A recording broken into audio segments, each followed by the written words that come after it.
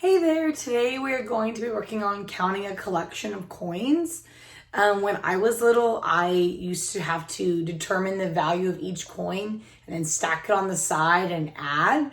And sometimes I'd have to add up the value of like 9 coins, and it would become very tricky and hard to add that many, and it would become hard to remember what I'd already added and what I had yet to add. And so as I got to teaching, I came across this really cool way of teaching how to count money. It's called Hairy Money, which is kind of goofy, but it really works. And it works because you as kiddos can count great by fives. You've learned how to count 5 since I think kinder or first grade. And using Hairy Money allows you to use that skill, which you're really good at, and makes counting money a lot easier. So let me show you what that looks like. So right here we have a quarter, and the value of a quarter is 25 cents. Here we have a dime, and the value of a dime is 10 cents. We have a nickel, and the value of a nickel is 5 cents. And then we've got a penny, and the value of the penny is 1 cent, okay? So like I said, we're gonna use hair to count these coins. So a quarter is 25 cents. So every time I draw a hair on top of the quarter, it's gonna count as 5. So if I'm doing, and I always show my kids this in class, if I'm counting a quarter, I'm gonna count by 5s using my hand. Ready? So a quarter is 25. So 5, 10, 15, 20, 25. So a quarter gets 5 hairs. 1, 2, 3, 4, 5. 5, 10, 15, 20, 25. So a dime, 5, 10 is 2 hairs.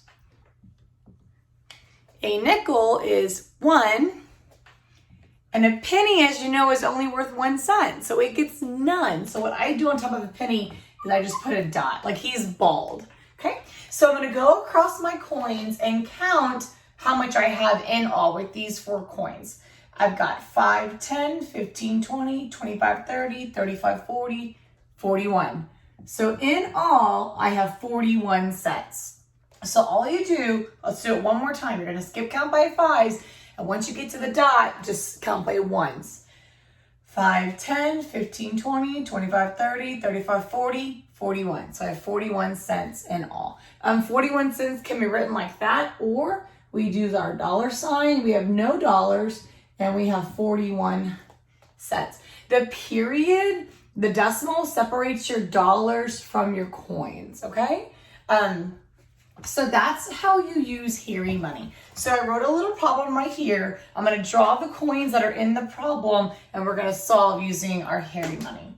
John has 2 quarters, 3 dimes, 3 nickels, and 7 pennies. How much money does he have? Okay. John has 2 quarters, 3 dimes,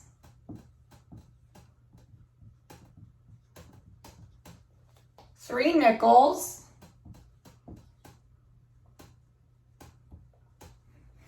and 7 pennies.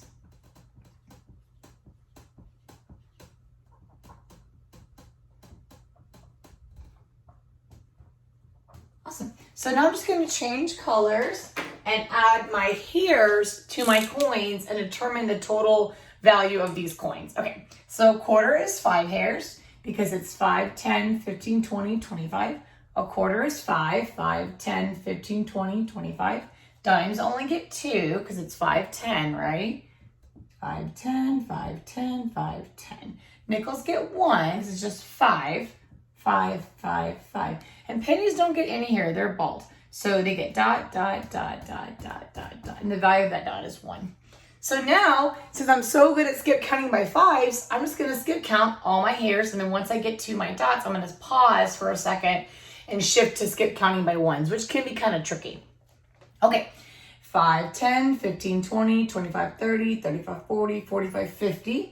55, 60, 65, 70, 75, 80, 85, 90, 95, 96, 97, 98, 99, 100. When I get to 100, I like to cross that off, and I have 100 cents, and then I have 1, 2, and then I have 2 cents. Okay, so there's many ways that we could write this, because really you're going to put them together. So you have a total of 102 cents, or you have $1.02, because once you get to 100 cents, you are now at $1, and you have the 2 left over, so that becomes your cents. I hope you find this strategy helpful. If you have any questions or comments, just leave them below. Thanks.